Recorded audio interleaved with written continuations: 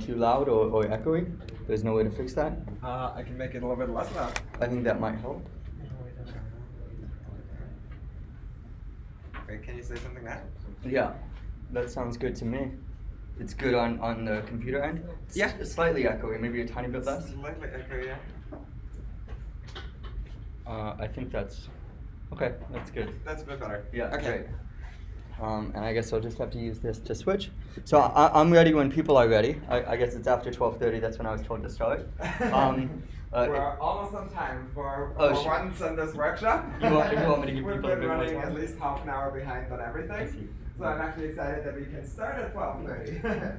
And we can welcome Marsh Hoffman, who's talking about the hidden roles of incentives. He's an economist, an evolutionary biologist, just generally very insightful and prolific researcher. So thank you so much for coming. He's also going to have some time afterwards to meet with people if you're interested in talking more. All right. Okay. This will be a very rapid fire talk. So I speak fast and stuff. People interrupt, ask questions, but I'm gonna try and give a quick advertisement of a bunch of ideas that we've had with all of the biggest insights and best examples, but not go into so much depth, but move very rapidly. Okay. So the goal is to convince you guys that incentives shape everything. Okay. And by everything, I don't just mean the things that you guys want me to wait till you sit down, or you guys can hear okay back there. Should we hold it for 2 minutes? We can do that. Cool. Okay, I'll wait.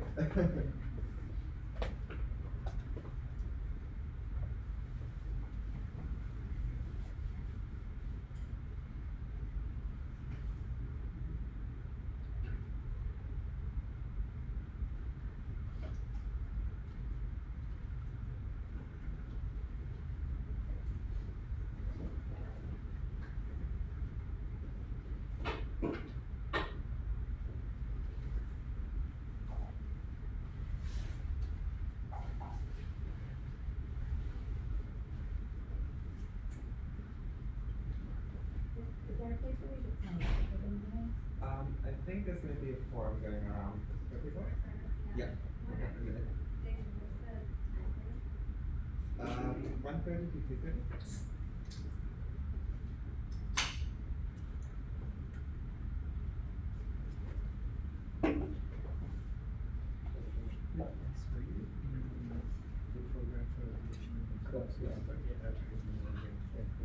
You're there now? Yeah, but one of my friends yesterday. What's your friend's name? Morgan. Oh, I know what you're talking about. Yeah, that's good. Yeah. Where is he now? Your keeping chair? You got a faculty position? He's now doing postdoc at the Socrates at Yale. Oh, that's cool. And his wife, you know what she's doing? She's here when I'm working with his mom. Close by. You what's your name? I'm here. And you're here or you're on PhD. That, Yes. okay, cool. Nice to meet you.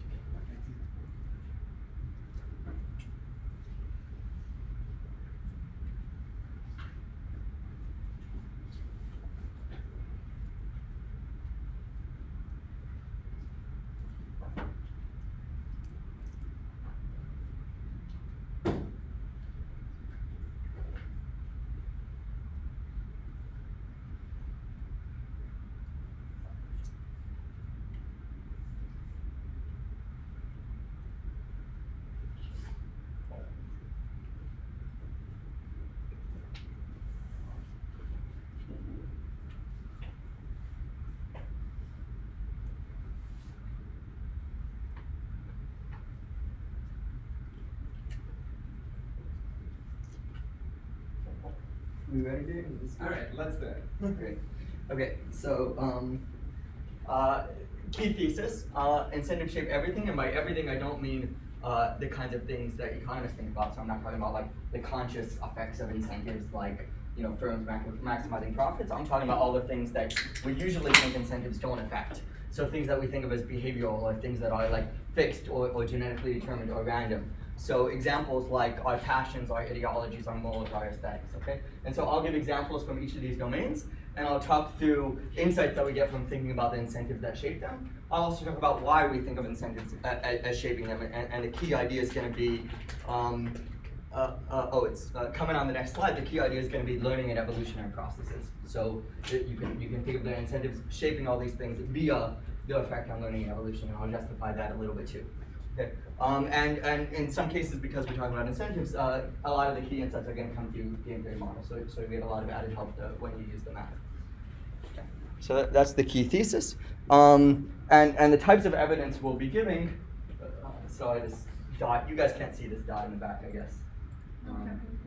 You can, okay. So the kind of evidence we'll be giving is, we'll look at variation across people within a society. If they're faced with different incentives, we'll see them having very different ideologies or passions or things like that. We'll look at variation across societies.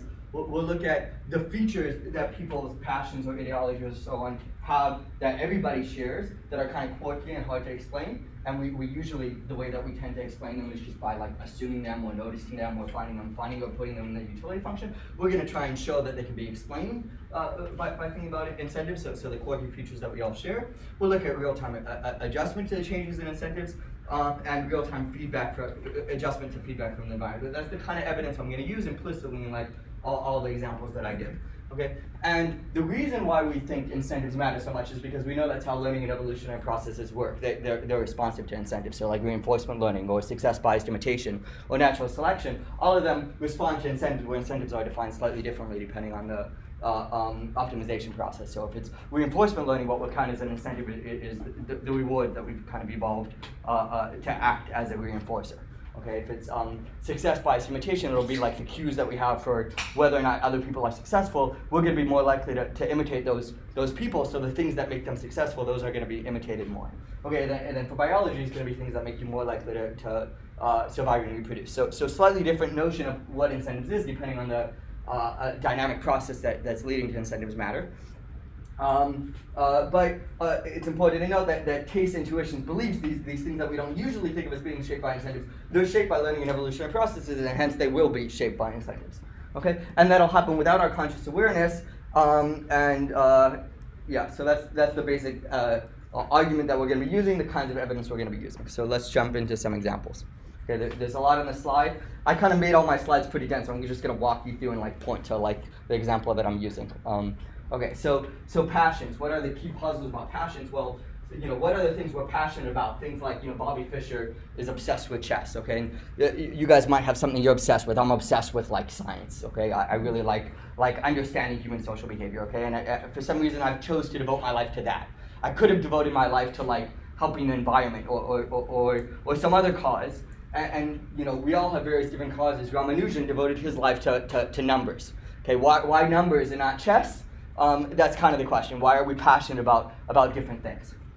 Okay, and some people are more passionate than others. So Bobby Fischer was like notoriously obsessed. Like he spent every waking moment thinking about chess. That's not true for most of us. Even if we care about science, we also, many of us like other things, and maybe after hours like go home and think about it slightly less. So there's a lot of variation in how passionate people are, and then also when we're more passionate. So we tend to be passionate when we have a sense of meaning in our work, or when we're in a state of flow. If you guys are familiar with those arguments or examples, when our work isn't financially paid for, so if you're like paid to do something, you tend to become less passionate about it, or when your work is like appreciated and not like destroyed, as Dan Ariely talks about in his book Chaos. Okay, some people are more gritty than others, and those are the kinds of questions. So like, why does passions respond in these ways? Have the individual differences that Angela Duckworth discusses, and why are different people passionate about different things? Okay, so that's the puzzle of passions, and so let's use this as one example to see how thinking through incentives might help us understand this. Okay, so the key insights are going to be, we're going to become passionate about the things that it's worth investing the time into doing them well. So what does it mean to be worth it? Well, as pointed out by Gladwell, to become really, really good at stuff, it takes a lot of time. He says 10,000 hours. Obviously, that's a made-up number, but it does take a lot of time to become an expert pianist or the world's best chess player. And it's not worth it for all of us to put in those 10,000 or so hours to become better at things if it doesn't fit your competitive advantage. If it's not super rewarded, you being the best, and it, you know, that will dictate whether or not it's worth the human capital investment. Okay? And so these are kind of, you know, economic tools that you can use to determine whether or not it's worth it. The incentives are there to become passionate about something, and that's kind of the way I think about passions. Okay? Passions are going to be responsive to these kind of incentives, which can be studied using these kind of tools. Okay? And the reason is because passions are expensive. They take, you know, 10,000 hours. Okay? And then the idea then is that things like flow, which is like when you get really into something, as Csikszentmihalyi discusses, that happens when you know, it feels really good. You're in like a high state of arousal, and that tends to happen when things like are challenging but exactly fit your skill set. Okay, that's when you feel flow. That's what Csikszentmihalyi talks about. And then the question is, why does that feel good? And people really like being in flow and become passionate when they're in flow. And the argument is just, well, that's precisely when like you're getting high returns for your investment. That's precisely when you're good at things, but you're also, you know, learning at an optimal rate and so on. Okay, so that's the way that I think about passions. Oh, I guess maybe one more thing to mention: learn helplessness. So some people are less passionate, and the idea would be, as we know from these experiments with animals or with children, like people learn whether or not investing in doing things or learning things pays off. And for some people, they've gotten feedback from the environment that it doesn't. And so lo and behold, those people are expected to be less gritty. They're expected to be less passionate about things because they've gotten the feedback that it's not worth those 10,000 hours. Okay, so that's kind of the idea of where learned helplessness comes in and where a lot of the individual differences come in. Okay, it's not. Some people get feedback that it's not worth investing in these kind of things. Okay, it's better to have a balanced lifestyle where you eat healthy and you shower and make friends, which Bobby Fischer didn't do. Most people, whereas if you get the feedback that you know, the more you study chess, you could actually become amazingly good, then you might become more gritty at these types of things. Other people get different feedback. So that's kind of the idea. I think I explained all the puzzles that I mentioned here, but if you have questions about it, we can come back to it.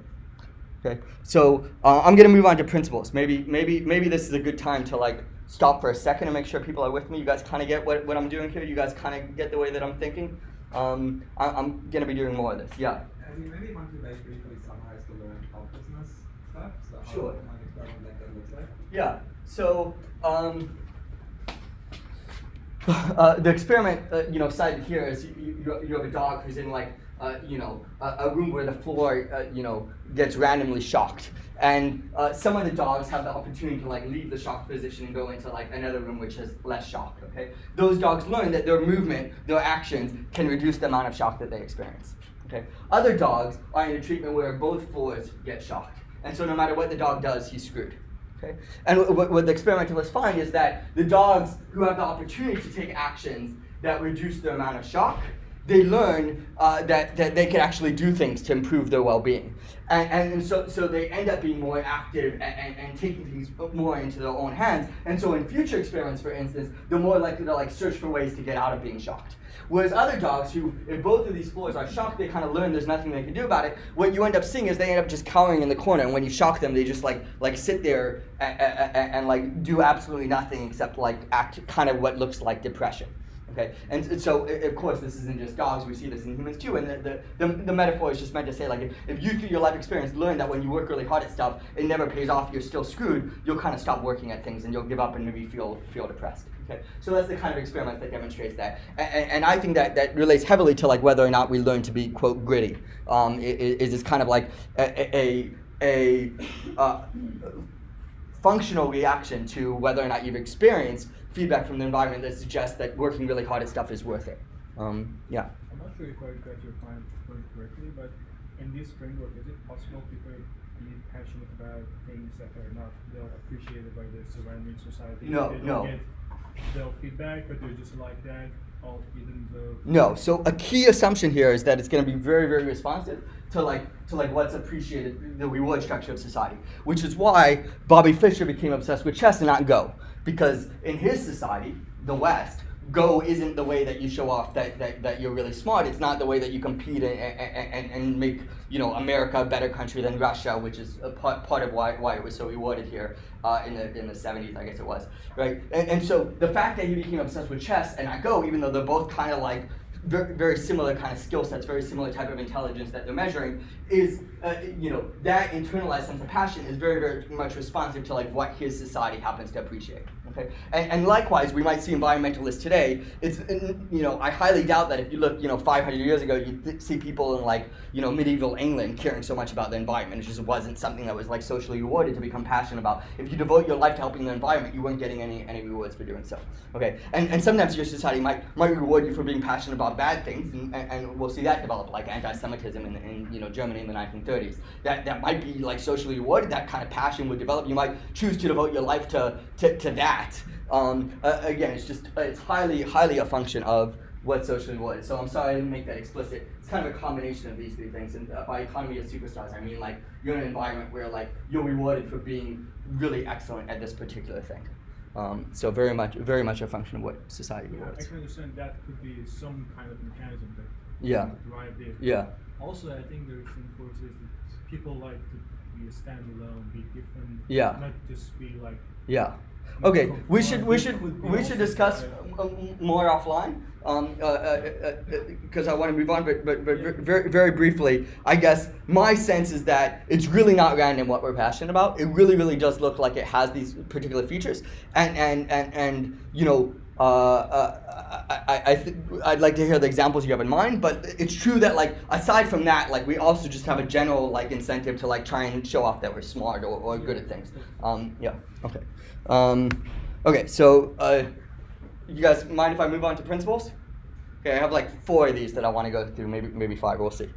Okay, so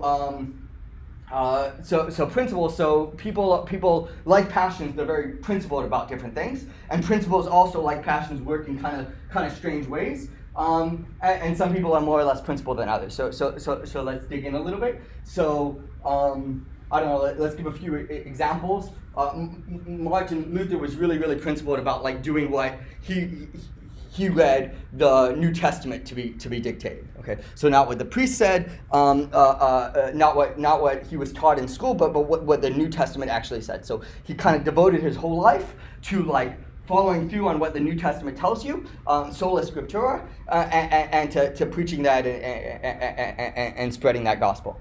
Okay.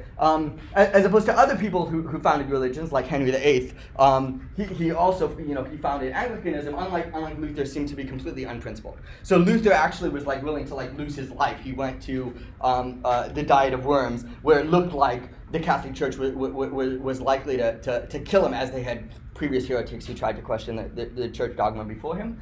And he still stood there and stood by his words. So seemed principled. He was willing to give up his life for it, as opposed to this guy who founded a religion, but like it seemed like he did it because he wanted a divorce. Okay?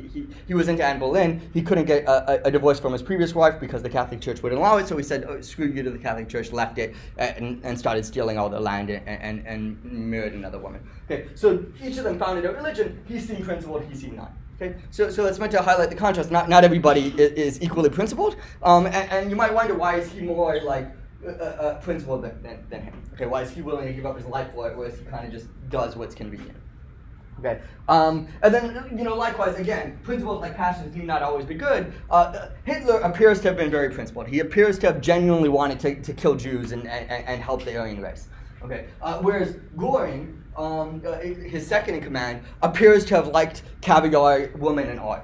Okay, and so they're both like very high functioning Nazis. One of them seems to be happy to live in a poor studio as a bachelor throughout the 20s, even though he's one of the more powerful men in Germany. And even when he comes to power, it's not even clear if he slept with anybody. He might have slept with 1 or 2 women, right? He's sleeping with everybody he can. He's amassing a huge amount of wealth, and he seems to not be doing that. It seems like he's genuinely motivated to do the things he's preaching. He genuinely cares about helping Aryans and killing Jews, whereas he might care about that, but seems less principled about it.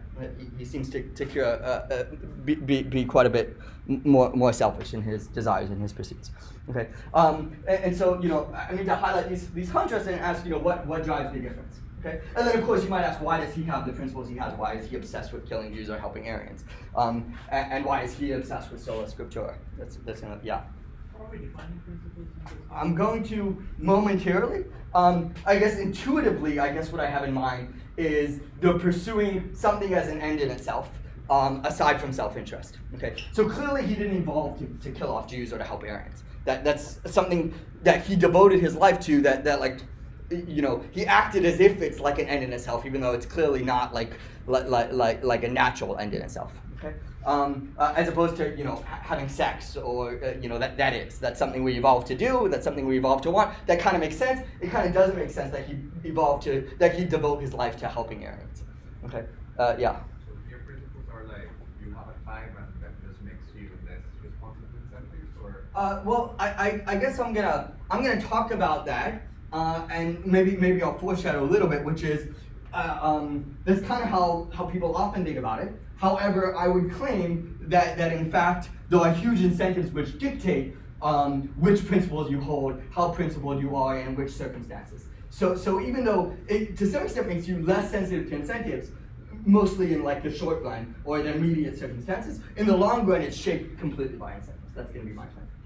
Okay. So principles get you to, in the moment, not think about your self-interest, but in ways that happen to be highly incentivized and self-interested. That's the thesis. And so I use this as an example because, like you're saying, intuitively we think of this as the last thing to be affected by incentives. We think of it almost by definition as not incentive-based. But in fact, you can't explain any of these features without thinking through the incentive structure.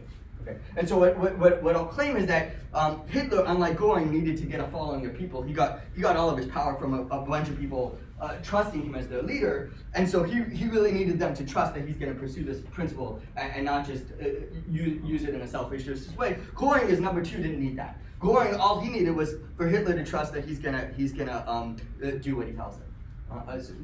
Whereas he needs the followers to believe that he's actually going to benefit the Aryan race, and particularly the poor peasant class who were hurt by the Great Depression and so on.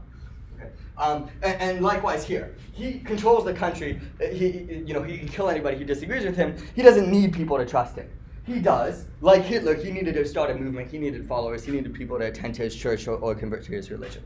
Okay. So that's the key difference between them. And I think that there's a strong indication that the fact that he's principled and not him, and he's principled and not him, isn't random. It's responsive to the incentive structure. He's very much dependent on people trusting that he follows those principles in a selfless way. Likewise him. And again, the principle being selected isn't quite random, although that might be easier to see in the other examples. So let's discuss two more examples. So Napoleon, this, you can't see it so well, but this is a famous bridge that he crossed in Italy before he became an emperor. And he was leading troops into battle. He's actually at the front of the charge, and it's kind of a very, very famous charge that he did in one of his first battles, maybe his earliest famous battle. He's leading this charge. You know, most people would guess, like, leading a charge across a bridge, your odds of surviving is, 1 in 3. Okay, and yet he's leading that. Right, and that shows something about what he was like as a general before he made it to emperor. He seemed to be very principled about doing things that were good to his soldiers and equal with his soldiers. So he very much was known to treat his soldiers well and to act as if he was one of them. So when there weren't enough horses, he got off his horse and walked with the soldiers, even though he was the general. As opposed to later on when he became emperor. Okay, emperor. I mean, the name itself is something that hadn't been seen in France since I guess Charlemagne, right? And he's clearly not so into equality then. So here he has the principle of equality. Here he doesn't. What changed? Okay, and then again, the claim is going to be here he really needs his troops to trust him to treat them well. Here he already has the power. The coup happened 2 years before that. Okay, so he's going to exploit the power that he has. To give him and his siblings all this wealth and put them in charge of other countries. It's less important that people trust him to treat them equally. Okay. Okay. I'll skip the Genghis Khan example, but I think you guys get the point. Okay. A few features of principled behavior. So one is we try really, really hard to make arguments to justify our behavior in terms of principles. Okay, and you see this in Supreme Court rulings, like, every ruling, if you read them, is just like a lengthy argument for how, like, the ruling is based on principles and not based on politics. Okay, and so they're trying to base it on precedent and like some principled way of reading the Constitution, even though there are several different possible ways you can read the Constitution. You can be an originalist, you can believe in a living Constitution, but whatever you got to do is you got to make it consistent. You got to make sure that every time you have a ruling and you justify your ruling, you do it using one specific philosophy. Okay, and sometimes that requires like a lot of backbending. So notoriously, Brown versus Board of Education, the Supreme Court kind of knew that like segregation was bad, but it was really, really hard to justify. And so if you read it, or if you read the history of this ruling, and there are several other famous ones like this, Roe v. Wade was also one that was hard to justify. Gore v. Bush that determined the election in 2000, hard to justify. And you see a ton of backflipping in these cases to try and make it seem logically consistent. So in Gore v. Bush, they even added a footnote that says you can never cite this ruling as precedent, and that's kind of their way of saying we know that this is bullshit. Okay. Brown v. Board, like the first time they met, they kind of really wanted to end segregation. They couldn't justify it, so they said let's review it again, come back to it in 6 months. Hopefully, then we'll have an idea of how to justify it. So again, you kind of see like the cart coming before the horse. And in the end, they justified it as like internalized racism, and they cited a social psych study, this famous like doll study, in a footnote. And they say, well, the reason why segregation is unconstitutional is because there's evidence that separate is inherently like psychologically problematic, which may be true, but like that's not the way that Supreme Court cases usually work. They usually are based on precedent and on like the intention of the law writers, and the law writers who set up segregation. They're citing the 14th Amendment. The same people who passed the 14th Amendment set up segregation in D.C. And there was Plessy v. Ferguson before it. So like precedent and like the intent of the law writers, they couldn't use that, so they cited social psych, which is I think the only time in like Supreme Court history I've seen that. Okay, so backbending to justify things in terms of principles. When people flip, we make fun of them. We don't like them. They lose elections if they flip their stances. The McGonagall, I guess that's another example of backbending. We see this in philosophy too. So John Stuart Mill was a utilitarian. He thought, what we should do is maximize what's for the greatest good. The problem with that is, of course, that we all have intuitions that there are things like, human rights and like liberty it's bad to like take a live person and cut him up to like give his organs to 5 other people, right? So this classic problem for utilitarianism, like it goes against our sense of like liberty and justice and so on. Well, he wrote this whole book trying to make sense of that. And if you read the book, you get the sense that he really believes in things like liberty and like human rights, but he's doing a lot of backbending to make it sound like it's being driven by utilitarianism. And so he's kind of like trying to force fit the same way they are, this like logically consistent argument in a place where it looks like there's a lot of stretched logic to make it work. Okay, so a few other random things that are strange about principles. So one is we don't like people who brag. If you brag, just like if you flip-flop, we get the sense that you're not principled. Principles kind of grow on you. So if you put up a sign that says drive safely, then like all of a sudden you start to internalize the sense that like, oh, you're the kind of person who cares about like safe driving, and you're more likely to put up another sign, that's much bigger later on. This is known as the foot in the door technique, related to the social psych concept of cognitive dissonance. Why does that happen? Why is like consistent behavior and doing a small thing make you more likely to do a big related thing afterwards? So where does cognitive dissonance, foot in the door technique come from? Taboo trade-offs. We don't like to think about trade-offs in certain like moral domains, like how much would I have to pay you to cheat on your partner? Like that's the kind of question that's like abhorrent to even consider. So why is that gross to consider? Any economist will tell you like we all have a price. Everything is like fungible. People don't like that. And then okay, well, you guys get the point. Okay, so those are the puzzles related to principal behavior. Any questions about the puzzles? You guys already get the hint of my answer, but I'll go through it in more detail. We good? Okay. So that's all the puzzles I've just listed here if you want to review them. So the explanation, which I've already kind of hinted at, foreshadowed with some of you guys' questions, which is that some people will depend on others' trust. And what are they being trusted for? They're being trusted to act consistently with a specific principle. Okay, so which principle are you going to adhere to? It's going to be the one that you require people to trust you for. Okay, and then and in particular, you have to be trusted to abide by that principle even when it goes against your self-interest. Okay, so this is kind of like the thesis. That's the key incentive that's driving principal behavior. And then, of course, the claim is that you may learn or evolve to actually pursue those principles to the extent that others can observe or that you can commit to doing such. There's an incentive to do this. Okay, so for instance, if others can tell that you're not considering the selfish cost benefits, so you're not doing taboo trade-offs, if I can tell whether or not you're doing taboo trade-offs, I might trust you more to never violate that taboo. Okay, if I can see you flip-flopping between positions, then I can tell that you're not driven by the principle that's driving that position, right? So if one day you're for gay marriage and the next day you're against, even if right now I like the position that you're in, I know that it's not coming from a principled stance because a principled person would never would never take the other side. Okay. Yeah. Is this different from saying that there are ways of generating social capital? No, it's related, and I think I have the word social. Oh, I use reputational capital here. It's going to be related, and you can model the way reputational, or what you're calling social capital, works. I think it's slightly different from the way that, a sociologist might talk about social capital, in that it's not about, the number of friends you have. It's about, the priors that you're going to hold this principle. And so more Bayesian analysis is going to come into play here, and so then the question is based on your history of behavior and the circumstances in which you made the decisions you made, what is going to be my belief that you're actually principled about this?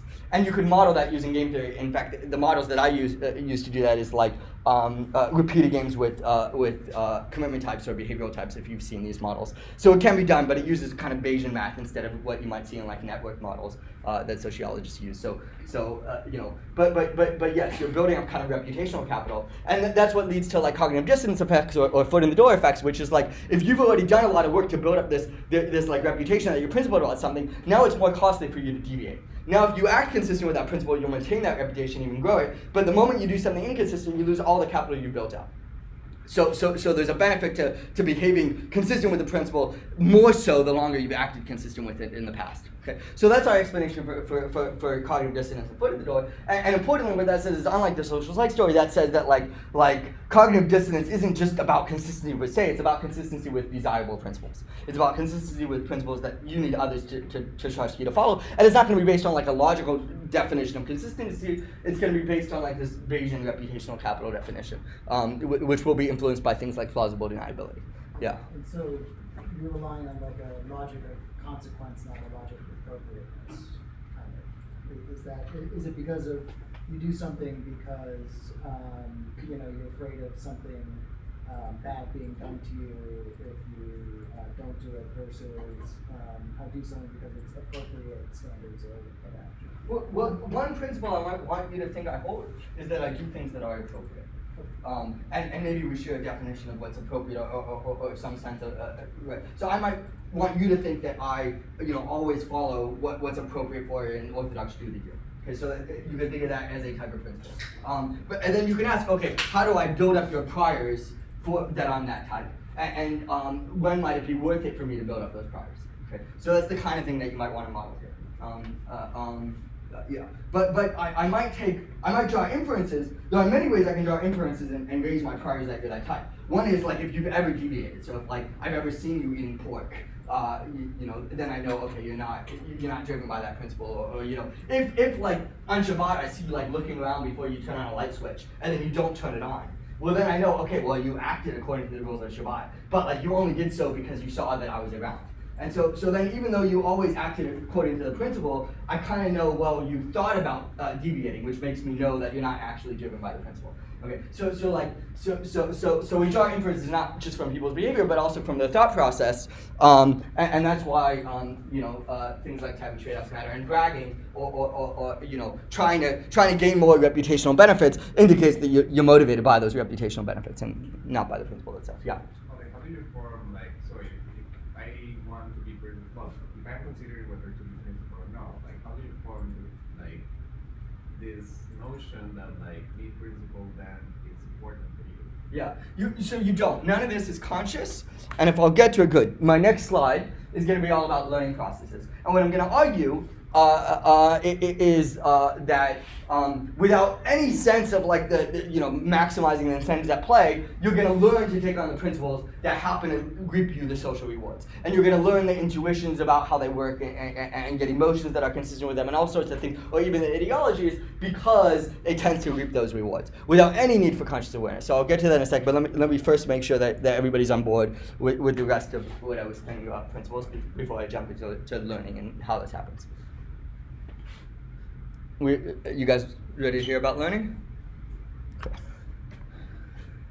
Okay, so a lot of this is actually based on Joe Henrich, his book, but also this whole camp of people in the cultural evolution field. They documented all sorts of effects like this, but also there's a huge literature in cognitive science and animal behavior on reinforcement learning. So this is kind of building on those two literatures. Okay, and the whole thesis of those two literatures is we learn to do all sorts of things that get rewarded even without being consciously aware of it. So let me just give you guys a handful of examples to convince you that that happens. Okay, and moreover that happens even for our tastes and our ideologies. Okay, that's going to be really clear. Okay, so obviously you guys all know the example of Pavlov's dog. You know, he learned to associate a bell with the meat, and then just slide it even at the bell. So the claim is that like if the bell leads to meat, then the dog will learn to like the bell. Okay. So same here. If being principled or behaving consistent with a principle leads to people liking you, you're going to learn to like the principle or to believe in the principle. That's kind of the analogy. Okay. And likewise. This book talks about all sorts of cases where you imitate things that other successful people do. That's going to cause you to take on things that tend to lead to success. Okay, so this is an example. You know, James Bond wearing the Rolex watch or the Omega watch to sell the watch. That's an example of this misfiring. So people imitate highly successful people like fictional characters like James Bond and buy this Omega watch, which is why they're willing to pay big bucks to advertise their watch, because there's a subconscious process that causes us to do things that really successful people do, which usually works out. Usually means that like the things that made them successful, you're also going to take on and become successful yourself. This is one case where it's being exploited. Okay. But the fact that it's so well exploited indicates that there's kind of this hardwired, like part of our psychology to imitate what successful people do. Okay. Again, his book has like 1,000 examples like that. So let's walk through a few of them. So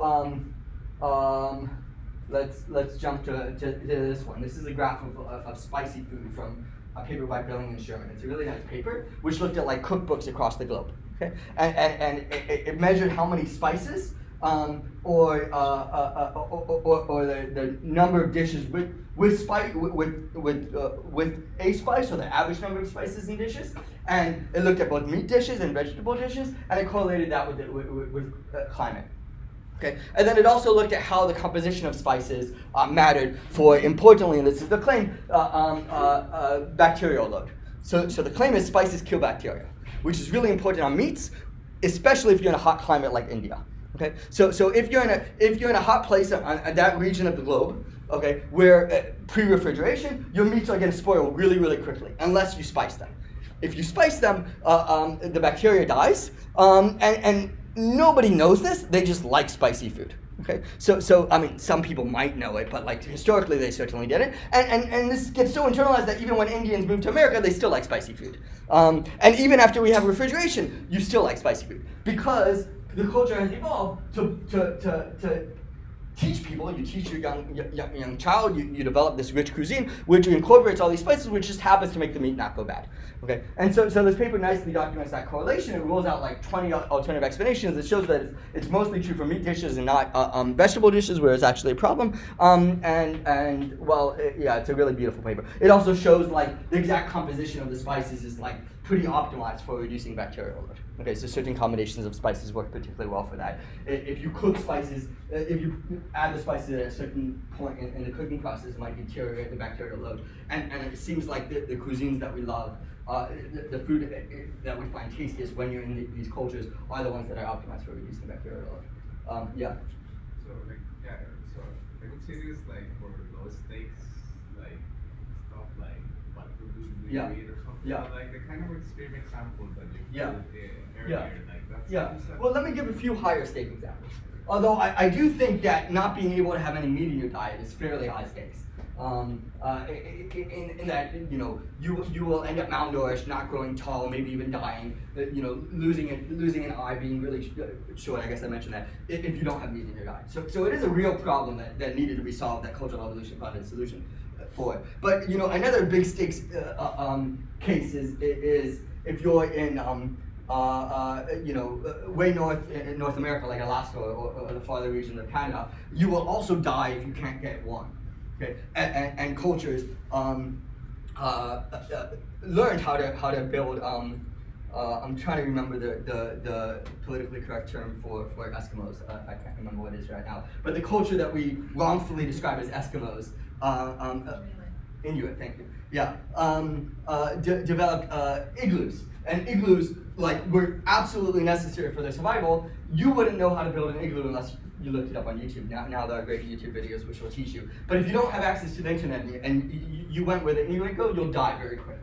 Okay, so the stakes are fairly big, and yet they culturally evolved to build this beautiful structure that uses really cool concepts from physics. Like for instance, if you build the tunnel below ground, that keeps the pressure exactly right so that the heat stays inside. Okay, the Inuit did not understand modern physics and how pressure worked. They just culturally evolved this method of digging the tunnel that happened to work, and that once it worked really well, other people started imitating it. That's the idea. Okay, and there are, I don't know, 20 other features about building an igloo that you can learn on YouTube that have really cool physics explanations for why they work, which none of the Inuit knew. Okay, so now we have this complicated causal model of how physics works that's not at all necessary to solve this really big problem. Okay, cultural evolution is extremely powerful like that. That's the claim. And maybe let me give one more example of something where the stakes were pretty big and we got it wrong because we tried to apply our causal model, which unlike in this case where now we kind of know the physics, in the case of corn, when Europeans came to America, they saw the natives eating corn. They said, great, this seems really easy to produce. They brought it back to Europe. Okay? And they had this causal model of how corn worked. Namely, they saw the Native Americans putting ash in their corn, and they were like, no, that just makes it taste worse. That's a stupid idea. And they stopped putting the ash in their corn. They brought it back to Europe. They made it without putting ash in it because ash tastes gross to them. And it turns out that everybody got pellagra. And thousands, or I don't know, tens of thousands of people died. And now we know, because of our modern understanding of biochemistry, is that there's something in the ash that interacts with the corn that allows a certain amino acid to release that's essential for survival, and if your whole diet is based on corn and you don't have this amino acid, then you die. Okay? Again, the natives didn't know that. They just culturally evolved to like the corn when you mix it with ash. We tried to apply our causal model and we got it very wrong and died. Okay? So hopefully that answers your question. If not, maybe I'm happy to discuss it a bit more. This was meant to be an example, these two, about how it gets internalized in our taste. Let me give one where it gets internalized in our ideologies. So the Fijians, they have a taboo against eating certain type of foods when they're pregnant. Okay, and so this lists the foods and the proportion of the population that thinks that it's bad to eat that food when you're pregnant. Okay, and so what you see is the things that are really bad are, gosh, you can't read that. But they're things like rock cod, moray eel, shark, and the things that are okay to eat are like fruit and yams. Okay, so there's an obvious distinction between this group and this group. Namely, this group is bottom-dwelling shellfish. Okay, and those are the animals that happen to consume a lot of, gosh, I forget the biochemistry here, but they eat a lot of stuff that's poisonous to fetuses. And if you eat it when you're pregnant, you're liable to miscarry. Okay. Again, if you ask them why you're not supposed to eat these foods when you're pregnant, but it's okay when you're not pregnant, and it's okay to eat these foods, what they'll tell you is, well, if you eat this when you're pregnant, your kids will come out smelling fishy, which isn't true. Right, so they had the wrong causal model, they had an ideological explanation, they had a belief to justify this behavior. Totally off, but the behavior is still highly functional and incentivized. Namely, it avoids miscarriages. Okay? Again, without having a causal model, without having a conscious understanding of the role of incentives or the functionality, you can develop the tastes and the ideologies that back it up, even when the stakes are life and death or the ability to reproduce.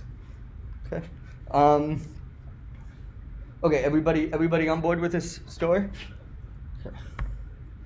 Okay, so let me walk through rapidly two more cases, and these are cases that rely slightly more heavily on game theory, but also some of the stuff I talked about with principled behavior, you can model pretty well with game theory, and it gives you added insights, like I mentioned, with reputational capital.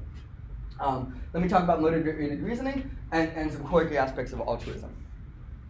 Okay, so everybody here know what motivated reasoning is? You guys have heard the term before? Okay, so we fool ourselves a lot about all sorts of things. So everybody in this room thinks that they're more attractive and smarter than they actually are, and that's a human universal. We don't do that in arbitrary ways. So we tend to, the specific tricks we use to fool ourselves into believing that we're better than we are. Okay? So one trick is you only ask your friends how good looking you are, and lo and behold, your friends tell you you're really hot. Or you ask your partner who tells you that too. And again, the bias sample, you're not correcting for that. So why are you running a very non-diagnostic test and not correcting for it? So that's one feature of motivated reasoning that's kind of puzzling, which sustains these very biased beliefs. Why do we do that? Why do we have biased beliefs? And why are they substantiated in this very particular way of running non-diagnostic tests and not correcting for the lack of diagnosticity? Okay. Another way we fool ourselves is we all the disconcerting evidence. So everybody who tells you that you're not that smart, you say, oh, they're idiots, or they're biased, or you don't even talk to them. You ignore the evidence. But when they tell you you're smart, well, you make a big deal out of it. You tell everybody else that they think you're smart. You pay a lot more attention to the positive evidence. So these are well documented in social psych and in behavioral experimental econ has some nice experiments documenting them too. SICSS is really, really important for the human condition, for all the thoughts that we have in our head. We're constantly thinking about ways in which we're good, ways that we can justify our behavior as moral, things like that. And we do it in very, very particular ways, and it's not at all obvious why. Okay? And so if you ask a social psychologist, what they'll tell you is, we want to believe that we're attractive or smart or moral. And these are just ways that we're able to fool ourselves. But there's no explanation in that story for why these particular ways work at fooling yourself. Okay, so that's where I think the incentives come in. They can, particularly in the game that comes in, it particularly can help explain these particular features and why we're doing this at all. Okay, and then likewise some aspects of altruism. So again, experimental economists and social psychologists have done a great job documenting all sorts of interesting features of altruism. For instance, like we have a sense of warm glow when we give that's totally unaffected by whether our gifts are actually useful. Okay, so if you take your time and your money to fly to some poor region of the world and help somebody build houses, you'll feel really good about it, even though it's the least effective way of actually helping those people. Okay, and organizations like Habitat for Humanity are very, very successful because they rely on our warm glow working in this particularly strange way. Okay, and there's also some really good evidence that our warm glow and our acts of giving are completely insensitive to the impact they have and how effective they are. Okay, so why are we motivated to give but not motivated to give effectively? That's kind of the puzzle. Okay, and you might say, well, that's just because that's how empathy works, so that's how warm glow works. But that just begs the question: why does warm glow or empathy work in this strange way? Okay, likewise, it's very sensitive to whether you're asked to help. And so what people end up doing is they avoid being asked. Okay, so again, a classic study by Jim Andrioni. You have people walking into a supermarket. If they're asked to give money to a charity, they give. But if they see you standing there about to ask, they'll walk through another door. Okay, so this classic result. Again, it's really hard to explain that with it's a weird feature of altruism that we give when asked, but we'll go out of our way to avoid being asked. Okay. Likewise, the omission-commission distinction. So you will feel perfectly fine spending $3 on a latte, but if you had to take $3 out of say a mosquito net from somebody in Africa who's at risk of getting malaria, and they end up getting malaria, which again, with your $3, you can buy, 6 mosquito nets for these people. You feel very, very different whether you don't feel a need to buy those 6 mosquito nets. You totally don't think it's immoral to buy that latte, but you would never take 6 mosquito nets to buy the latte. So there's huge distinction between taking and not giving in our moral psychology, and it's not at all clear why we have this distinction. Okay, so likewise, we think it's completely abhorrent what the Nazis did to the Jews in World War II. We think it's bad that the Allies didn't do much to intervene, but we don't think of them as the same. Even though the Allies were flying planes right over Auschwitz, they could have bombed the crematoria or the tracks going in. We think of that as negligent that they didn't do that, or not the nicest. But we don't think of that as genocide. Even though had they done that, there would have been 500,000 Jews saved if they did that towards the end of the war. So there were 3 extra crematoria built in the last few months, and that allowed all the Hungarian Jews to be killed very rapidly. At that point, the crematoria, there were photographs of it from American planes. They could have been bombed. Okay, they weren't. That cost something like 500,000 lives. We don't think of that as genocide. Why not? So that's the omission-commission distinction. Okay, so these are weird features of altruism. These are weird features of motivated reasoning. Let's see if we can explain them with incentives. Okay. Everybody with me on the puzzle so far before I go into the answer? Then this is my last slide. Okay.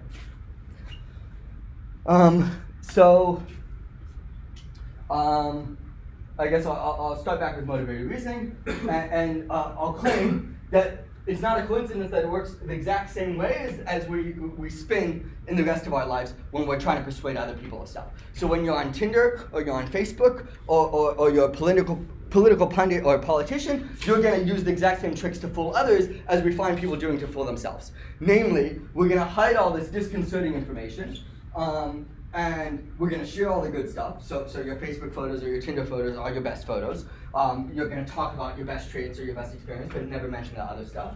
And we're going to search inordinately for supportive evidence, but not put any effort into finding the non-supportive evidence. So if you think about, I don't know, Dick Cheney in the lead up to the Iraq War, he had the CIA search as hard as they possibly could for evidence of of an Iraq Al-Qaeda connection or of an effort to obtain WMDs. He put no effort into finding evidence that there wasn't a connection, or that they weren't trying to obtain, or that they destroyed their WMD program. So we're searching inordinately for the good stuff, and not at all for the bad stuff. Why do we do that? Well, the claim is that for persuasion, this is an optimal way to use your private information. How is it an optimal way to use your private information? Well, it's very hard for us to know Dick Cheney's search process. We don't know the orders. Now maybe we do, but at the time we didn't know the orders he gave the CIA. Now we know that he gave them very biased orders. At the time, what we knew was the evidence they collected. We knew we had those photographs of the aluminum tubes. We didn't know that he searched really, really hard for those photographs, and when experts told him those photographs were actually not for WMDs but for nuclear reactors, he ignored that evidence. We don't know that. He's taking advantage of the private information that he has.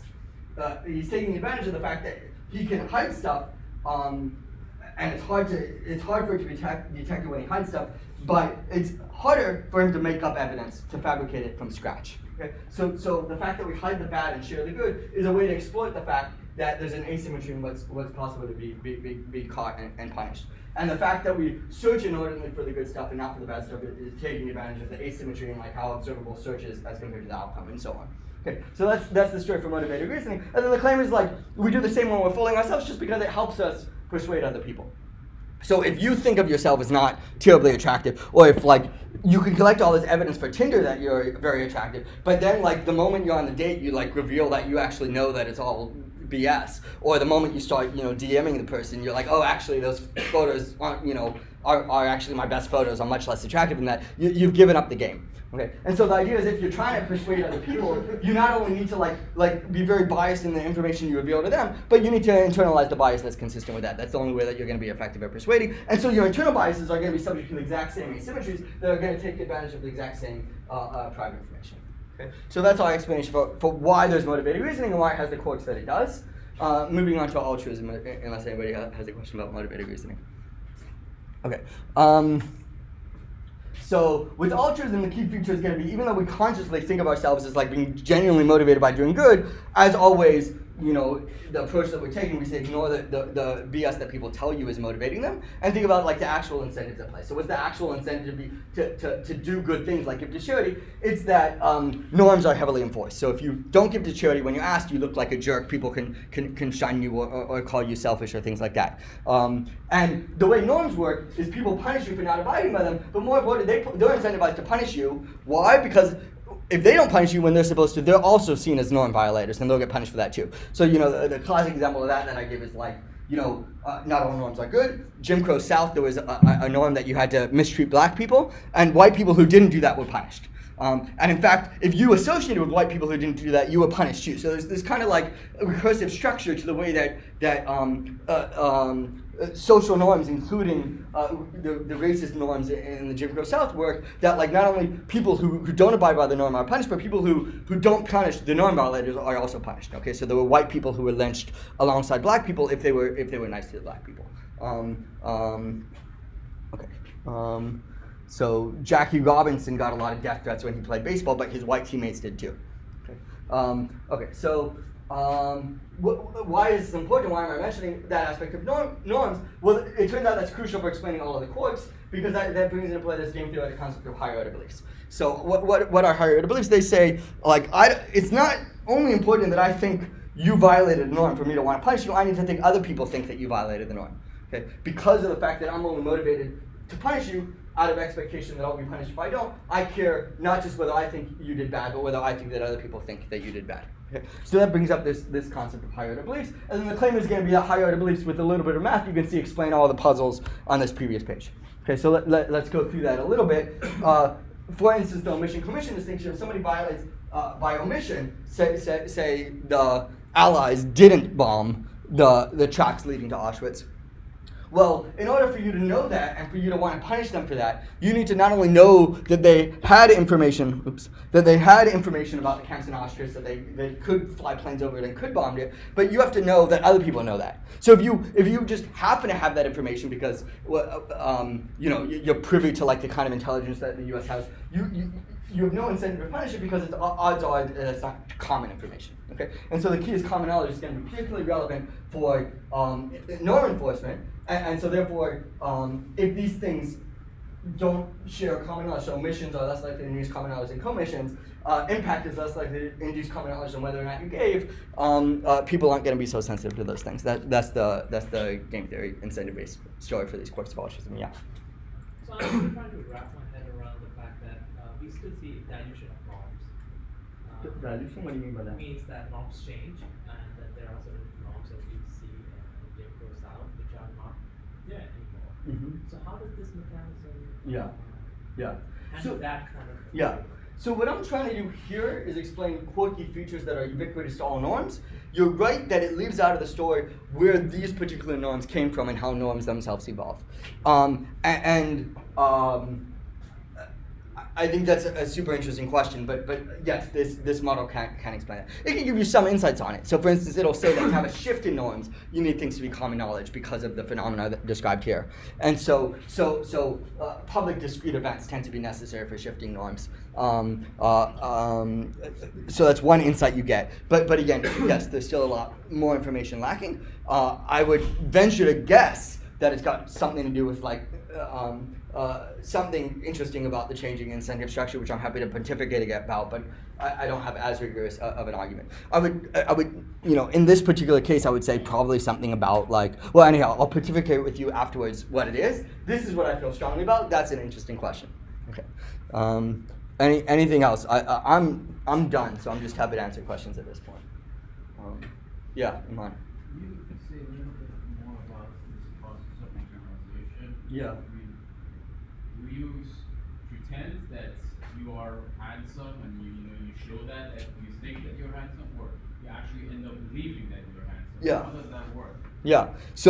So the claim is that you'll actually more or less believe it, and then when you get more, when you get less, well, there'll be a few things at play. Okay. One thing at play is just going to be like, well, in some of these cases, you have no clue why things are effective, and so you just come up with bogus reasons. And so it could be that like if it's just really good to spin things on Tinder, for the same reason why they believe that this will make the kids fishy, you start to believe that like you're as attractive as your photos indicate. Okay, so that's one reason why you might internalize stuff. Is just like we often just have the wrong causal model, and so what's effective to do, we just come up with BS stuff that we come to believe. So that's one thing that causes us to sometimes internalize. But another thing that might cause us to internalize is, like I mentioned, you might, let's see, do I have a bullet point? I can't find the bullet point. But you might give up the game if you don't. So to the extent that I could actually tell what you genuinely believe. Say if on the date you seem like constantly nervous, I might think, oh, well, he's saying that he's really attractive, but and has all these great qualities, but why is he so nervous? It must be he's got information about himself that he hasn't revealed that indicates he's much lower mate quality than suggested. And so that's one reason why I might have an inflated sense of confidence, is so as to not give up the game. So that's also going to be playing a role. Another thing that tends to cause us to internalize is all this stuff related to principled behavior, is to the extent that things are, well, anyhow, I think you guys get the point at this point. Yeah. Any questions about altruism by motivated reasoning, or we're good on these two? But then I guess any questions about the bigger picture? Yeah. I'm a political scientist. Yeah. And so I guess I'm kind of curious whether you've ever thought of or had an exposure to, I think like his literature like within international relations, like there's good literature on like norms, why do norms emerge, why do certain norms become powerful or not, and also like a big literature on incentives, like Bob Axelrod, Shadow of the Future, kind of stuff. So I'm just curious whether you ever thought of like applications in that. Yeah, so we very often, I don't have the answer to all the questions that I'm thinking about, like where norms emerge from. I have some thoughts on, like I mentioned, but not many. I do have many thoughts on what kinds of norms are going to be stable. And we do often use examples from IR. So we talk about why, for instance, there's a norm against chemical and biological weapons, which is kind of strange because it's not like sensitive to that, even though it might be ultimately driven by like the amount of suffering or needless civilian casualties. It's not super sensitive to that. So there are cases when it gets applied, even if it leads to more suffering or more death, like in Hiroshima. So that's an example where there's an IR question. There's like an international norm against biological and chemical weapons. We think this model in common knowledge explains that. And one of our mathematical models of common knowledge and of this norm enforcement stuff that I laid out here argues that norms have to be categorical in nature. They have to depend on an underlying categorical discrete variable and not a continuous variable. And whether or not a weapon is chemical or biological is discrete, the number of civilians who die isn't, or it's close to being continuous, and close turns out to be all that you need for this proof. And so that's a norm that you can't sustain, that says like something like you can't kill too many civilians, or you can't cause needless suffering. That's not a sustainable norm. We have a mathematical proof of that. I can send you the paper. But a norm that says you can't use chemical weapons is one that's stable in equilibrium. And so yes, we've used this kind of model to understand some aspects of norms that relate to issues like IR. That was half your question. Was there anything? Yeah, no, I'm just curious. Like, because there are two parts of literature actually that really don't speak to one another. Yeah. Incentives literature. And Okay. Yeah, let me mention one more part that I remembered I wanted to say before with respect to that question, which is oftentimes in this literature, there's like this contrast scene between like whether things are driven by ideologies or emotions or intuitions versus whether they're driven by like incentives. Yeah. And And those are seen as like different. And that's stupid. That's like complete confusion. Because incentives are what drive the other stuff. And so like very, very often, and I see this a ton in political science, but also in IR and well, in many fields, you see this like false dichotomy between like things that are incentive-based versus things that are not. And like a huge part of this thesis is to say that's a false dichotomy.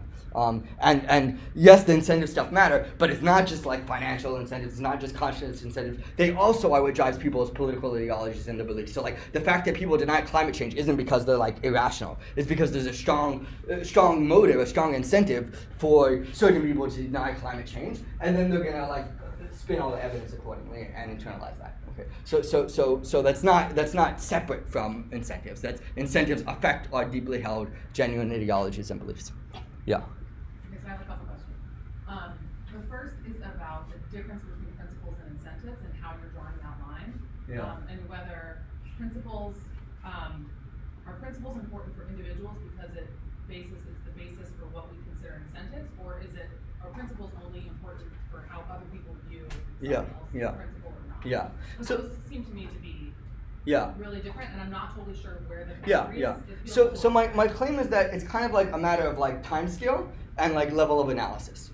So my claim is like when you consciously make a decision, if you're principled, you'll be motivated by that and not by other incentives. That's Say that again? the definition of being principled, or at least my definition, is going to be that when you consciously make a decision, you are motivated, genuinely motivated by that principle as a goal in itself. Okay, so Hitler wasn't thinking, I want to, do good for the Aryans so that it makes me more popular. He just calculated, how can I do good for the Aryans? He treated that as a goal in itself. And that's what Kant, for instance, says that's how morality should be. Is we should, obviously that's a case that's immoral, but Kant also applied the same logic to morality, which is like, when does it count, if you're deciding whether or not to cheat someone, or cheat a customer, for instance, by like tipping your scales. He says it doesn't just matter whether you tip your scales, it also matters how you think about it, whether you treat, that person and their trust and being honest as an end in itself. Okay. So my claim is like principled behavior is the way I'm operationalizing it is you treat these principles as ends in themselves when you're consciously optimizing, when you're consciously making decisions. And so consciously, when you're making decisions at that day, like you're not affected by other incentives. However, those principles, why you're treating them as a goal by themselves, develop through a longer time scale based on learning and evolutionary processes because of incentives. So the relationship between principles and incentives is kind of an interesting one of like time scale and whether you're thinking about conscious optimization versus learning processes. So the learning processes that are shaping our ideologies and our principles very much affected by incentives. The conscious optimization, once you have those principles, are not, and that's kind of like what defines a principle is you're not, like in the short term, you're not paying attention to incentives. So principles short term not paying attention to incentives, in the long term shaped by incentives. That's my answer. Okay. I'm happy to discuss more afterwards if you want. Yeah. The second question. I also have it spelled out in a few papers. I'm happy to send you to. The second question I have is about this emotions versus incentives, and I guess I would agree that they're not separate, but there's a lot of psych literature also about how emotions actually drive what we consider incentives, and I'm wondering how you would agree with that. Same answer. So it's a difference of time scale and level of analysis. When I'm talking about incentives for this thesis, I'm talking about the things that shape our learning processes, our beliefs, our tastes, ideologies in the long term, over the course of not this particular conscious decision. When you're right now thinking about how to act, you are very much affected by the emotion at hand and not the things that shape that emotion. Okay, so that emotion might have evolved for reasons that are totally relevant to now. Those things might not affect your decision today. Today you're driven by that emotion. You're just angry and want to do what your anger tells you to do. However, that anger came from somewhere. There's a reason why you evolved to have anger. So it's a difference in time scale. The incentives I'm talking about are not the things that are shaping your conscious decision. They're the things that shaped you to have these preferences and tastes and ideologies over a longer time scale. I think I might first. Yeah. I don't know, you're dense, but what isn't an incentive then? Because it seems like the answer is kind of like, well, so emotions it are feels good is not, like, no, what's that was a confusion. What's an irrational? Like, is there anything, what you just said is not an incentive. So things that psychologists refer to as like psychological like utility, I would never count. What I'm talking about are the things that we know shape our learning processes. The things that evolve to act as rewards in, say, reinforcement learning. Those are things that are well defined. They're things like finding partners, getting resources, having prestige, having a good reputation, not getting beaten up or killed. Those count as incentives. Feeling good doesn't. Feeling good is endogenous. Feeling good is the thing that's shifted. So I would never treat feeling good as an incentive. Now I understand why you might want to, for like what you consciously optimize right now, you might want to. But for purposes of of this thesis, I'm just thinking about the things that shape our learning processes as incentives. So yeah, important distinction, both in terms of time scale and in terms of what's counting as an incentive. In this story, I'm counting as incentives the things that bias learning and evolutionary processes, and the time scale I'm talking about is not your current conscious decision, but how the tastes and ideologies are shaped. So it's all kind of on the model of natural selection of what leads to the further survival and perpetuation. Yeah, although there's a slight difference between what counts as an incentive from reinforcement from a learning process versus evolutionary process, mainly because some things that evolved to bias our learning processes at one point helped us survive and reproduce, but don't currently. So for instance, now, like, our learning processes are biased by finding mates. That's true even if you're using birth control. Okay? So it's not actually leading to like more reproductive success. So there's some disconnect between what counts as an incentive for a learning process compared to fitness. It's not just the things that give you fitness, it's the things that tended to give you fitness in the past. So slight difference. Just like there's a difference between what counts as an incentive for a learning process and the time scale there, compared to conscious optimization, there's also a difference between what counts as an incentive and the time scale between biological evolution and learning processes. Those three things work at different time scales and have a slight different definition of what counts as an incentive. Most of these arguments are relying on the learning time scale. So I'm not talking about like people consciously choosing what to believe or consciously choosing what emotions to feel. I'm mostly also not talking about what they evolved to like believe. You know, things like believing in climate change I don't think is like biologically selected for it, something you learn. I guess, but it just also kind of does seem like even if I'm not consciously choosing it, you're saying there's always a rational process happening behind it in my unconscious. Yeah, I mean the word rational has all sorts of weird connotations. Most people think of that as applying here to like the conscious optimization, whereas I would talk about like and so that could be misleading. But yes, I think it's rational from the perspective of like what learning processes optimize. Like learning processes, they're dynamic optimization processes. They have something they're optimizing. I call that thing incentives. And you could think of a learning process as being rational if it optimizes that. But I don't know how helpful that is because most people think of rational as like conscious optimization. Yeah. One very general point related to Yeah. what you just said. I think if you just broaden the definition of incentives Yeah. and conscious, you can make it. You can, make but I sense. very much didn't do that. So notice I was very, very precise on my claim of what counts as an incentive. One more time, there are things that bias learning processes, which you can measure, you can verify, and you can have a priori theoretical predictions on. Like you can learn how human reinforcement learning works. We know what bias is there. We know, for instance, that like being able to get resources acts as a reward. We know that makes a priori sense because like reinforcement learning biologically evolved, and we know that like having access to mates or resources is a sensible thing to like make your reinforcement learning system optimized. Right? So again, I wasn't counting everything as an incentive. I'm very much constraining it to the things that we would have evolved to bias our learning systems, and that can be studied and measured and verified. And I gave you a pretty concrete list of like 5 things that tends to suffice to explain everything I listed. Okay? So I agree you could define incentives in a very abstract and falsifiable way. I very much do. I'm happy to share the slides with people. I'm happy to share my email. A lot of this stuff is in papers. I tweet a lot. A lot of this stuff is in Twitter threads too, which go through examples with arguments. We teach a course on this too. I'm happy to share the teaching material and stuff. And I like you guys' questions. I'm also happy to talk one-on-one. I think I'm here for another hour, so if people want to chat more, I'm happy to.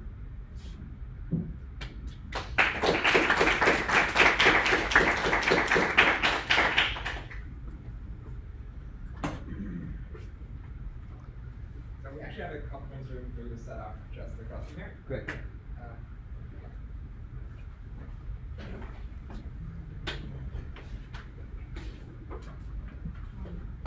Thank you guys for your great questions and interaction. Yeah, thanks for presenting this. This was really good. My pleasure.